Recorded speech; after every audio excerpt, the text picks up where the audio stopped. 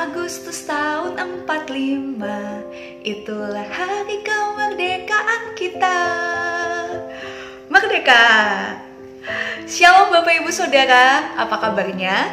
Senang sekali bisa menyapa Bapak Ibu Saudara melalui program Sapaan Gembala.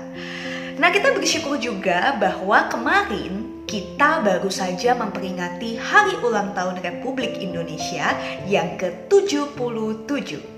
Wah, selamat ulang tahun nih buat kita semua, karena kita semua merupakan bagian dari Republik Indonesia kan ya. Nah, ngomong-ngomong, apa nih harapan Bapak Ibu Saudara untuk negeri kita tercinta ini? Tentu saya yakin harapannya yang baik-baik ya, pasti. Dan semoga kita sebagai warga negara Indonesia, kita juga bisa senantiasa mengupayakan perdamaian, keadilan, dan kebenaran di dalam lingkup-lingkup atau di dalam situasi apapun di mana kita berada. Nah, Bapak Ibu Saudara, kalau berbicara soal hari kemerdekaan gitu ya, salah satu hal yang biasa kita lakukan di dalam memperingati HUT RI ini adalah dengan mengikuti perlombaan-perlombaan ya. Kalau berbicara soal lomba 17-an, tentu kita mengingat ada lomba balap karung ya, makan kerupuk, nyanyi lagu kemerdekaan ya. Dulu waktu kecil saya suka ikut lomba nyanyi lagu kemerdekaan, lomba melukis dan lain sebagainya ya. Nah, saya mau tunjukkan saudara ada satu video nih tentang sebuah perlombaan yang menarik. Mari kita saksikan.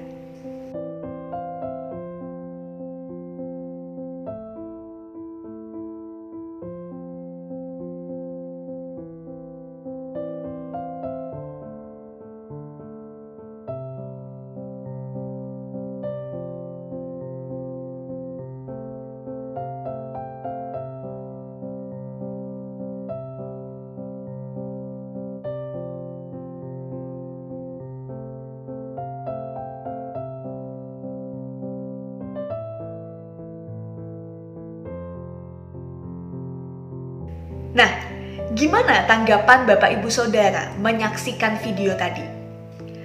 Kalau saya salut sekali sama anak perempuan yang ada di video itu, Bapak Ibu. Kalau tadi kita lihat, sebetulnya beberapa kali dia itu kan hampir saja kalah karena ada beberapa serangan ya yang diberikan oleh lawan mainnya, si anak kecil yang cowok gitu ya. Tetapi karena kegigihannya, si anak perempuan ini tidak menyerah terhadap berbagai serangan, terhadap tantangan yang diberikan oleh lawan mainnya, dan pada akhirnya dengan satu kali saja serangan dia memenangkan pertandingan tersebut ya. Luar biasa sekali. Nah, bacaan atau perenungan kita pada hari ini Bapak Ibu Saudara juga kurang lebih akan berbicara tentang bagaimana kita tidak mudah untuk patah semangat, bagaimana kita perlu tetap fokus di dalam perjuangan kita.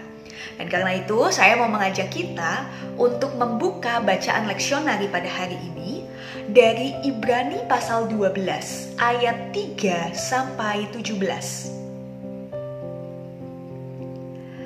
Nah, Bapak Ibu Saudara bisa membaca keseluruhan ayat ini di tempat masing-masing. Tetapi izinkanlah saya untuk membaca ayat 5a sampai 8, lalu dilanjutkan dengan ayat 10 sampai 11. Ya, saya akan membacakan untuk kita semua. Hai anakku, janganlah anggap enteng didikan Tuhan, dan janganlah putus asa apabila engkau diperingatkannya. Karena Tuhan menghajar orang yang dikasihinya, dan ia menyesah orang yang diakuinya sebagai anak. Jika kamu harus menanggung ganjaran, Allah memperlakukan kamu seperti anak. Di manakah terdapat anak yang tidak dihajar oleh ayahnya? Tetapi, jikalau kamu bebas dari ganjaran yang harus diderita setiap orang, maka kamu bukanlah anak, tetapi anak-anak gampang. Lalu dia lanjutkan dengan ayat 10 dan 11. Sebab mereka mendidik kita dalam waktu yang pendek sesuai dengan apa yang mereka anggap baik. Tetapi Dia menghajar kita untuk kebaikan kita, supaya kita beroleh bagian dalam kekudusannya. Memang tiap-tiap ganjaran pada waktu ia diberikan tidak mendatangkan sukacita, tetapi duka cita. Tetapi kemudian ia menghasilkan buah kebenaran yang memberikan damai kepada mereka yang dilatih olehnya. Nah, Bapak Ibu Saudara, kitab Ibrani ini dituliskan kepada orang-orang Kristen Yahudi di tanah perantauan yang kala itu mereka mengalami penderitaan. Nah, penderitaan seperti apa yang mereka alami? Salah satu contohnya itu bisa kita baca di Ibrani 10 ayat 34. Di sana itu tertulis bahwa harta mereka dirampas. Itu berarti kalau harta mereka dirampas, maka sangat mungkin mereka harus berupaya hidup sesederhana mungkin. Nah, di tengah situasi ini sangat mungkin Bapak Ibu, iman mereka itu bisa menjadi goyah. Nah, oleh karena itu penulis mengingatkan ada 2 poin penting yang perlu selalu dipegang. Tidak hanya bagi mereka, tetapi juga bagi kita saat ini yang mungkin kita sedang mengalami pergumulan yang bertubi-tubi. Ya. Apa saja 2 poin ini? Yang pertama, Bapak Ibu Saudara, milikilah mata yang terus tertuju pada Yesus supaya kita senantiasa mengikuti teladannya. Saudara, Yesus itu adalah Sang Guru Agung dan teladan buat kita. Termasuk juga teladan di dalam hal menghadapi penderitaan. Tadi di ayat 3 dan 4 kita diajak untuk mengingat. Kita diajak untuk mengingat bahwa Yesus pun ketika di dalam kehidupannya melayani di dunia juga tidak lepas dari penderitaan. Ya, dia harus menghadapi penderitaan. Tetapi dia menghadapi semua itu dengan penuh kesabaran demi apa? Demi kasihnya buat kita. Dan supaya karya keselamatan itu dicurahkan bagi setiap kita. Nah, karena itu, kita perlu senantiasa meneladani cara Kristus di dalam menghadapi penderitaan. Yaitu dengan tetap setia memegang teguh kebenaran dan bergantung penuh pada Sang Bapa. Itu yang pertama. Lalu yang kedua, Bapak Ibu Saudara, kita diajak untuk melihat pergumulan, melihat masalah itu sebagai cara Tuhan untuk mendidik dan mendewasakan kita. Inilah yang hendak disampaikan oleh penulis di ayat 5-11. Di sana kan tertulis, Tuhan menghajar orang yang dikasihinya. Nah, Saudara, apakah ini berarti bahwa Tuhan itu berlaku kasar pada kita? Bukankah Tuhan itu justru mengajarkan kita untuk bersikap lemah lembut dan menjauhi kekerasan? Saudara, tentu kata menghajar di sini bukan berarti secara harfiah bahwa Tuhan itu memukul kita. Tuhan itu melakukan kekerasan pada kita. Tuhan itu berlaku jahat pada kita. Tidak seperti itu. Tapi yang ingin disampaikan, bahwa kadangkala Tuhan itu mengizinkan pergumulan, tantangan, dan kesulitan yang terjadi di dalam hidup kita supaya kita menjadi manusia yang semakin serupa dengan kehendaknya.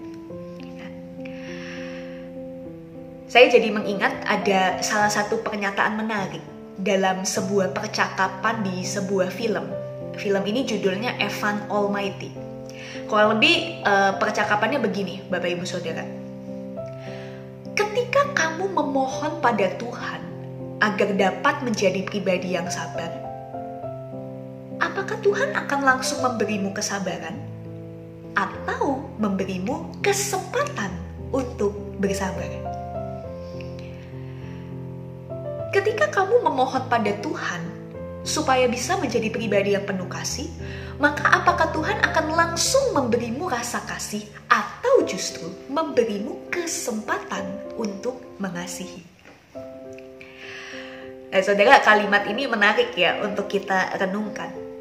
Karena saya percaya setiap kita itu pasti berdoa untuk sesuatu yang baik. Tapi kadangkala kita itu gak siap kalau Tuhan memberikan momen-momen pembelajaran yang bisa membawa kita pada pemenuhan dari jawaban-jawaban doa itu. Saudara, saya percaya kita semua mengimani bahwa Tuhan itu adalah Bapa yang baik buat kita. Bapa yang begitu mengasihi kita. Maka bukankah iman kepada Allah Bapa yang sangat mengasihi kita membuat kita bisa belajar untuk melihat. Untuk melihat apa? Untuk melihat setiap tantangan bukan sebagai caranya untuk menjerumuskan kita ke dalam hal-hal yang tidak benar, tapi justru sebagai caranya untuk mendidik kita menjadi anak-anaknya yang baik. Seperti anak kecil yang ada di dalam video awal tadi ya, saudara. Ketika dia menghadapi tantangan, dia tidak menjadi takut. Dia tidak menyerah. Dia tetap fokus dan tekun berjuang sampai dia menjadi pemenang. Maka biarlah di dalam hidup ini, kita tidak dikalahkan oleh tantangan hidup. Tapi justru kita menjadi pemenang dalam Tuhan. Karena melalui segala hal yang terjadi, kita dapat menjadi semakin seperti yang diingininya. Saudara mau? Kiranya Tuhan memberkati kita. Amin. Mari kita berdoa. Ajarlah kami Tuhan untuk senantiasa melihat berbagai peristiwa di dalam hidup ini dengan cara Tuhan. Karena kami tahu Engkau adalah Allah yang setia dan Engkau adalah Allah yang begitu mengasihi kami. Terima kasih Tuhan. Dalam Kristus Yesus kami berdoa dan mengucap syukur.